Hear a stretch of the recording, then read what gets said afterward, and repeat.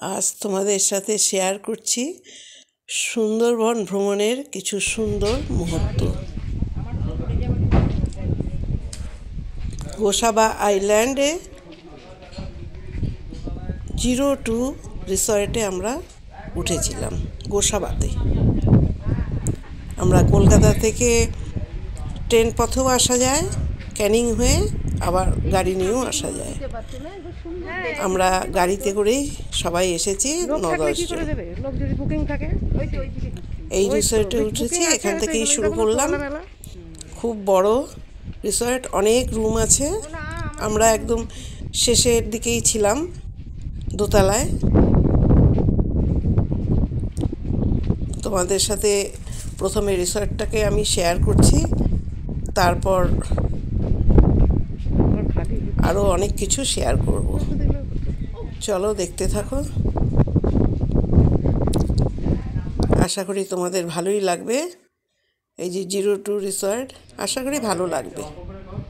সুন্দরবন আমার এই নিয়ে 3 বার হলো, কিন্তু খুবই ভালো লাগে। ওই জলে যে লঞ্চে করে যে যাওয়াটা, ওটা আমার খুব ভালো লাগে। নাচ গান আনন্দ করতে করতে সবাই মিলে একসাথে হই হই করতে করতে জলে ঘুরে বেড়ানোর মজাই আলাদা। এই রিসর্টেই আমরা ছিলাম।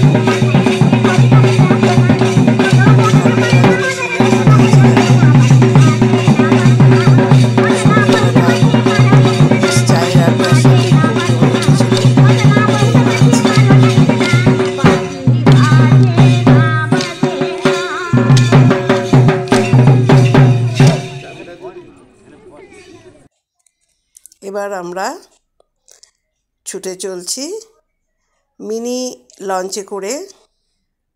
দেখো, একরাশ জলরাশির মধ্যে দিয়ে দুধারে ম্যানগ্রোভ, হেতাল, সুন্দরী, গড়াল, গর্জন, গোলপাতা, আরও অনেক গাছের দুধারে গাছের সারি সারি, মাঝখান দিয়ে মিনি লঞ্চে করে যাওয়ার আনন্দ উপভোগ করছি। তোমরাও আমাদের সাথে উপভোগ করো এই আনন্দের মুহূর্ত। নাচ গানের সাথে আমরা সবাই মিলে খুব হই হই করতে করতে এই জলরাশির মধ্যে দিয়ে এগিয়ে চলছি। বাঘের দেখা পাবো কি না বলতে পারবো না, তবে 2 বার এসেছি, দেখা পাইনি বাঘের। এবার নিয়ে 3 বার, বাঘের দেখা এখনও পর্যন্ত পাইনি। দেখা পেলে তোমাদেরকেও দেখাবো। তবে কুমিরের দেখা পেয়েছি, হরিণের দেখা পেয়েছি, বাঘের দেখা এখনও মেলেনি। সামনাসামনি বাঘ দেখলে অনুভূতিটা কী হবে সেটা বলতে পারছি না, তবে আগ্রহ তো সবারই আছে বাঘ দেখার। দেখো, দুধারে সুন্দরী গাছ, ম্যানগ্রোভ, হেতাল গাছ, গড়াল গাছ, গর্জন গাছ। এই ফরেস্টের ভিতরেই নাকি বাঘ লুকিয়ে থাকে। মিনি লঞ্চে করে আমরা 12 জন যাচ্ছি। মাছ ভাজা, সাথে কফি, খুবই আনন্দ উপভোগ করলাম।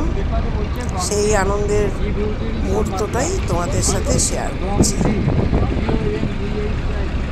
চারিদিকে জলরাশি দেখো, খুব সুন্দর। এত এত ভালো লাগে সুন্দরবনটা, বারবার মন চায় এখানে আসতে। আঞ্চলিক কথায় অনেকেই বলে থাকে। দূর থেকে বাংলাদেশি জাহাজগুলো আসে, সেটা দেখতেও ভীষণ ভালো লাগে। আমাদের সাথে গাইড দাদা ছিল, অনেক কিছু আমাদের বুঝিয়ে বললেন উনি, কোথায় কি আছে, কোন জঙ্গলে বাঘ আছে, কোন জঙ্গলে হরিণ আছে, কোথায় কুমির আছে, সব কিছুই উনি বলে বলে দিলেন।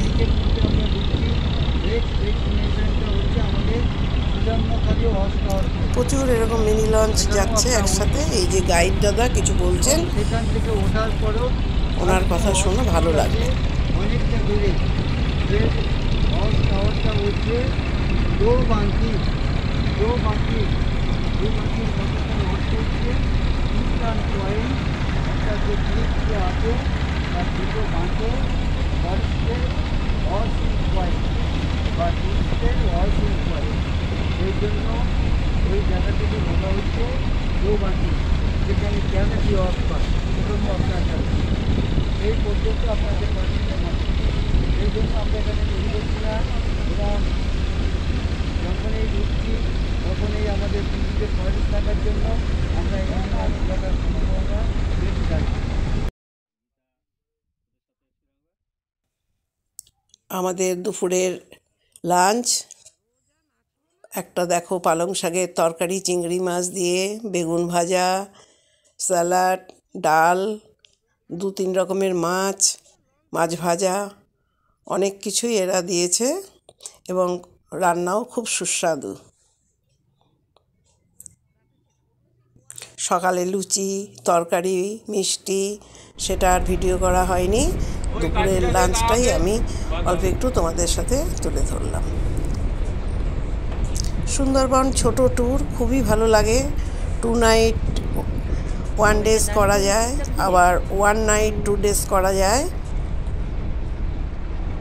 খুবই ভালো লাগে এই অল্প সময়ের মধ্যে।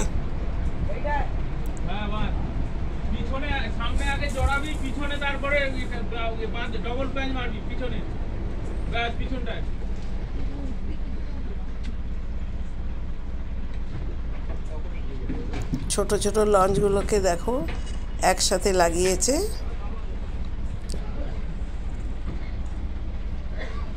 কিছুক্ষণের মধ্যেই আমরা দোবাকি আইল্যান্ডে নামবো।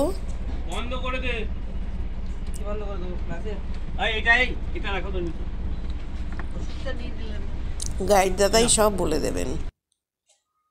বাংলাদেশি মালবাহী জাহাজ ওই দূর থেকে দেখা যাচ্ছে।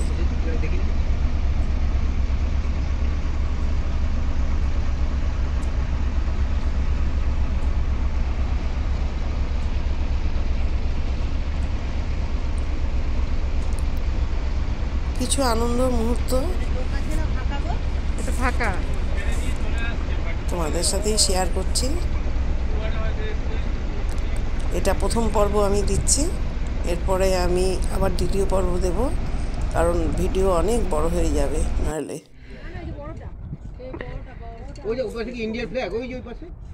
বাবা কত বড় জাহাজ দেখো,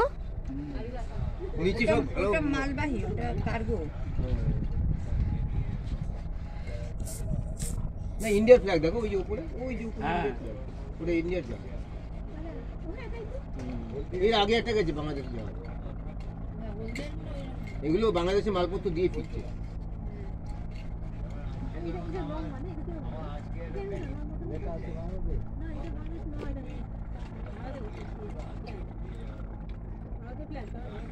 বাংলাদেশি জাহাজ যে ওইদিকে চলে যাচ্ছে, বললো যে এরিয়া আছে ওটার ভিতরে। না, ওদের এরিয়া ব্যবসা ওদের এরিয়া আছে, এগুলো ওদের ইন্ডিয়ান।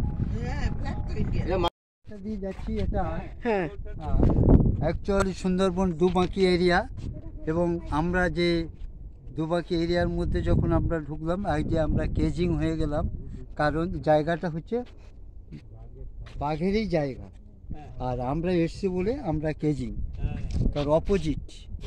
কারণ বাঘ যখন আমাদের জায়গায় যায় তখন তাকে আমরা কেজের মধ্যে রাখি, কিন্তু এখানে ওর যে বাঘেরই জায়গা, সেই জন্য অলরেডি আমরা কেজ, এই জন্য সেই খাঁচার মধ্যে দিয়ে আমরা এগিয়ে যাচ্ছি, এইরকম ডেন্স ফরেস্টের মধ্যে দিয়ে এগিয়ে যাচ্ছি, যাতে আমাদের মধ্যে যারা ভাবি যে সত্যিকারের বাঘের জায়গা এটা, সেই বাঘ যদি এইরকম জায়গায় যদি দাঁড়িয়ে থাকতো, আমাদের মন মানসিকতা কেমন হতো, কেমন একটা অ্যাডভেঞ্চার এর মধ্যে দিয়ে আমরা চলছি। এবং সেই অ্যাডভেঞ্চারটা এই কত মিটার লম্বা? এটা প্রায় 500 মিটার, 500 মিটার, অ্যাপ্রক্সিমেট 500 মিটারের লম্বা। বা তারপরে আমরা এই একই রাস্তা দিয়ে আর ফিরে আসবো না, অন্য রাস্তা দিয়ে যাব, সেখানেও আমরা খাঁচা না পেলেও আমরা বাঘের এরিয়া, আমরা একটা অন্য ল্যান্ড দিয়ে এগিয়ে গিয়ে এক্সিট গেটের দিকে এগিয়ে যাব। এইভাবেই অ্যাডভেঞ্চার নেব এবং অন দ্য ওয়েতে যাওয়ার পথে ওয়াচ টাওয়ার পাবো। ওয়াচটা সুন্দরী গাছ দেখো, এটা হচ্ছে সুন্দরী গাছ।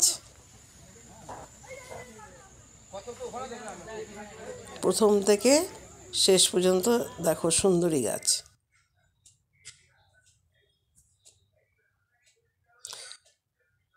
পরিযায়ী পাখি, প্রচুর পাখি আছে।